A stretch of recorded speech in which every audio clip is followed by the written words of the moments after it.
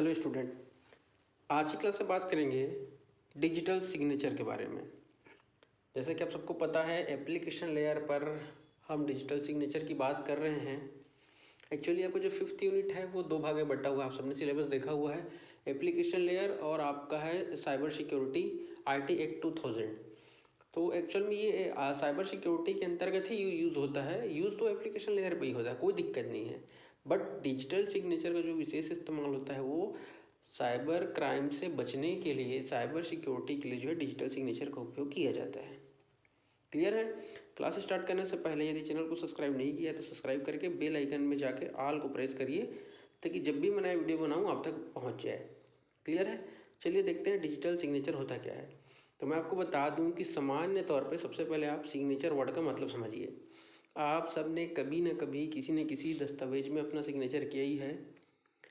कहीं नहीं किया तो मैं एक जगह बता रहा हूँ जहाँ पे आप सब ने किया हुआ है, सेल्फ अटेस्टेड। जब भी कॉलेज में फॉर्म भरे होंगे आप, एग्ज़ाम फॉर्म, एडमिशन फॉर्म, वहाँ पर आपने डॉक्यूमेंट दिया होगा, वहाँ पे आपने सिग्नेचर किया हुआ है। सिग्नेचर लेने का मतलब ये होता है कि आपने अपने डॉक्यूमेंट को वेरीफाई कर रहे हैं, आप बता रहे हैं कि मैं जो डॉक्यूमेंट सबमिट कर रहा हूँ वो करेक्ट है, सही है। इन केस कुछ भी गलती होता है, मार्कशीट में कुछ नंबर का कम ज़्यादा हो जाता है या फर्जी पाया जाता है आपका सर्टिफिकेट, तो उसके जवाबदार आप खुद होंगे। ये कारण होता है कि डॉक्यूमेंट में आपसे सिग्नेचर लिया जाता है। क्लियर है क्या?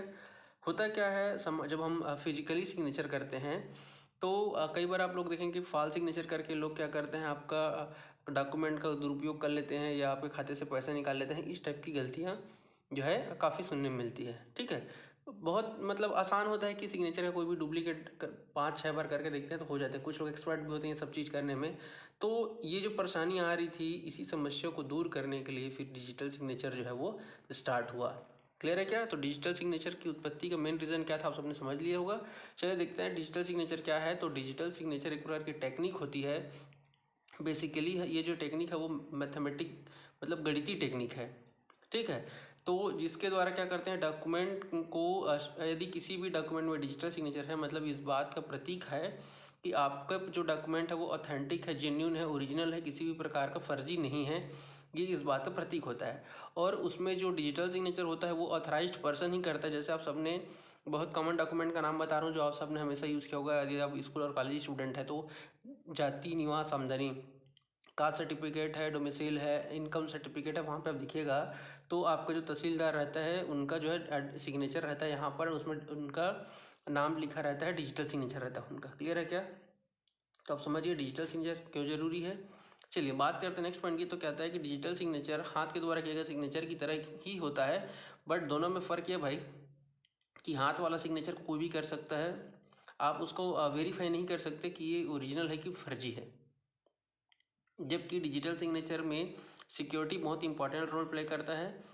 डिजिटल सिग्नेचर यदि किसी डॉक्यूमेंट में, मतलब वो 100% ओरिजिनल और ऑथेंटिक डॉक्यूमेंट है, ऐसा आप बोल सकते हैं। क्लियर है क्या? तो डिजिटल सिग्नेचर को इस प्रकार से डिज़ाइन किया जाता है, कुछ एल्गोरिदम होते हैं, कुछ प्रोटोकॉल होते हैं, कुछ रूल्स होते हैं, जिससे यदि आपके डॉक्यूमेंट में किसी प्रकार का टेम्परिंग मतलब छेड़छाड़ किया जाएगा यदि, तो उसको आप आसानी से पहचान सकते हैं। ठीक है, तो इसमें जो है आपको A to Z पता चल जाता है कि डॉक्यूमेंट कौन से डेट पे इशू हुआ था, उसका आइडेंटिटी, उसमें एक रेफरेंस नंबर होगा माफ़ करिएगा, स्टेटस यदि मान लीजिए आपने अप्लाई किया है, कब तक बन सकता है उसका स्टेटस भी चेक कर सकते हैं। ये सब आपने किया हुआ है।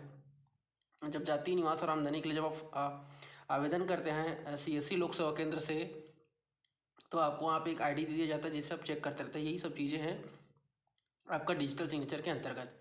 क्लियर है? चलिए एक डायग्राम के थ्रू आपको समझाने की कोशिश करता हूँ मैं। इस डायग्राम को अच्छे से देखिए। ये है जिस बंदे ने अपना डिजिटल सिग्नेचर डॉक्यूमेंट में यूज़ किया है, साइनर जिसको मैंने कहा है।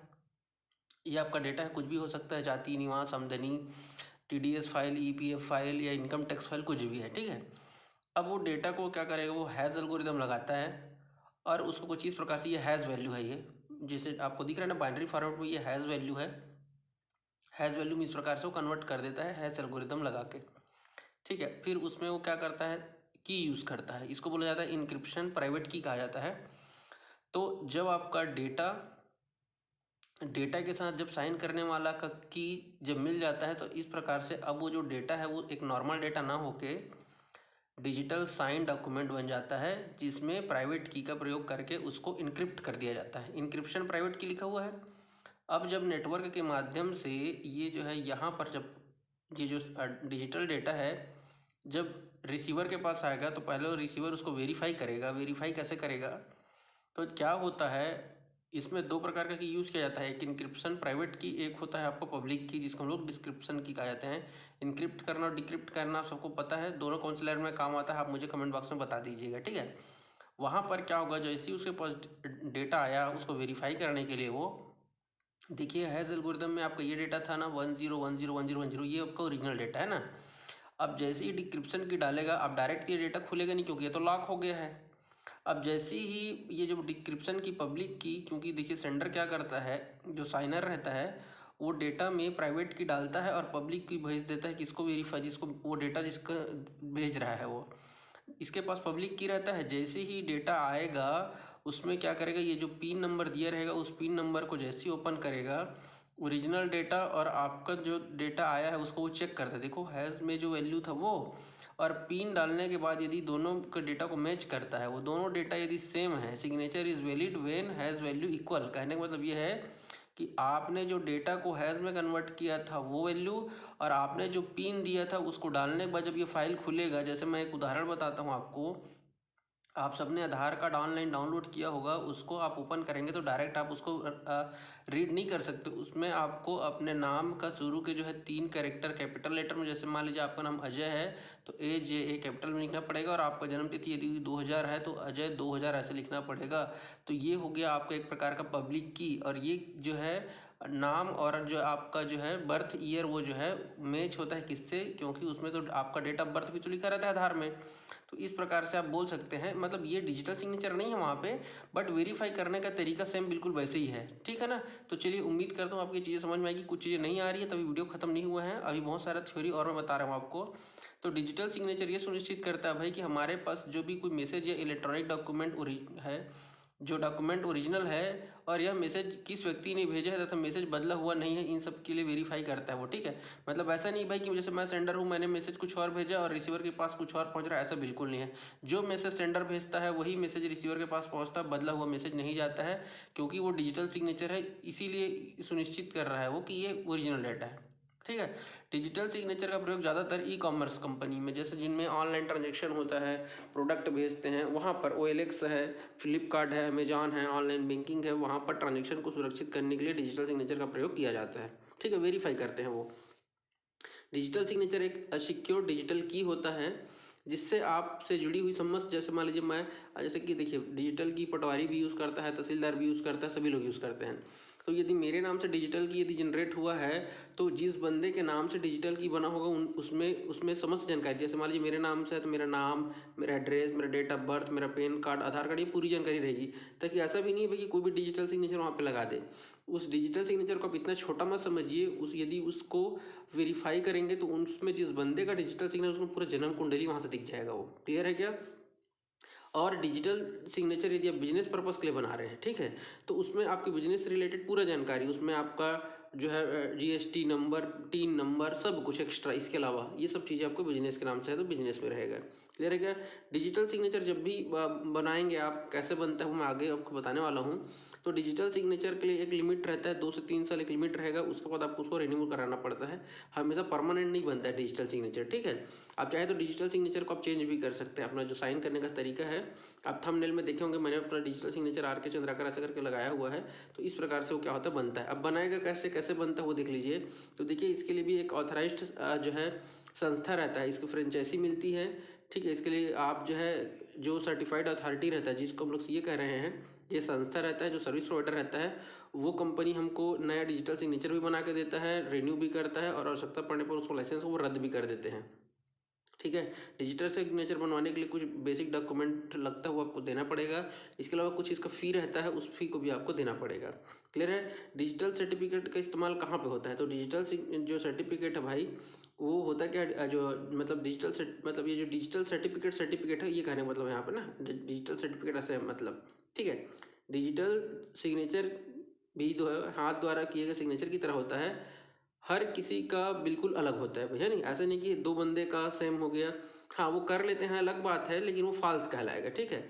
अब यहाँ पर यदि मान लीजिए सेम भी है, मान लीजिए दो बंदे हैं जिनका नाम हो सकता है, दो बंदे हैं जिनका आर के चंद्राकर है, आर के चंद्राकर है, हो सकता है उनका साइन करने का तरीका भी अलग है, बट जब उसको आप डिजिटल सिग्नेचर में कन्वर्ट करेंगे तो वहाँ पर जो क्रिप्टोग्राफी टेक्निक यूज़ होगा वो तो सेम नहीं होगा ना।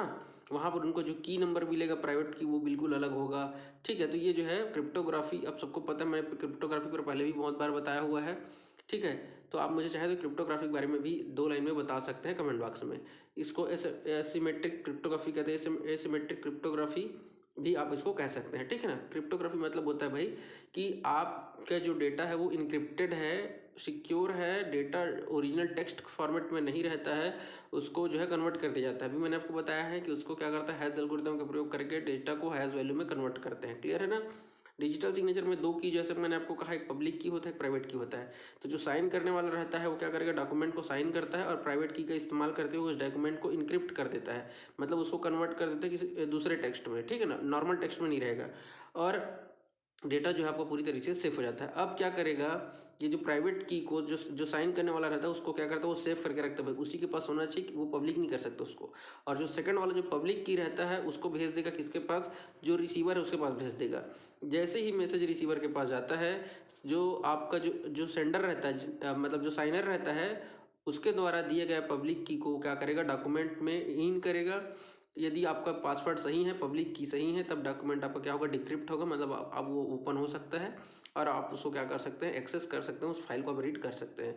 कहाँ कहाँ पर इसका यूज़ किया जाता है, तो देखिए मैंने 2-3 चीज़ें तो आपको पहले ही बता दिया, जाति, निवास, आमदनी, कास्ट सर्टिफिकेट, डोमिसाइल है, इनकम, इन सब यूज़ किया जाता है, ये बहुत कॉमन है। इसके अलावा इनकम टैक्स रिटर्न करने के लिए जीएसटी रिटर्न है, टीडीएस है, टेंडर भरने के लिए, टीडीएस का फुल फॉर्म भी मैंने लिख दिया, tax detected source return file करने के लिए, ईपीएफ होता है, एम्प्लॉय प्रोविडेंट फंड।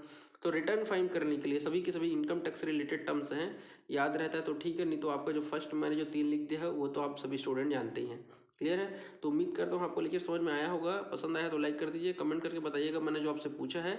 मिलेंगे नेक्स्ट लेक्चर में, वीडियो देखने के लिए बहुत बहुत धन्यवाद। जय हिंद, जय भारत।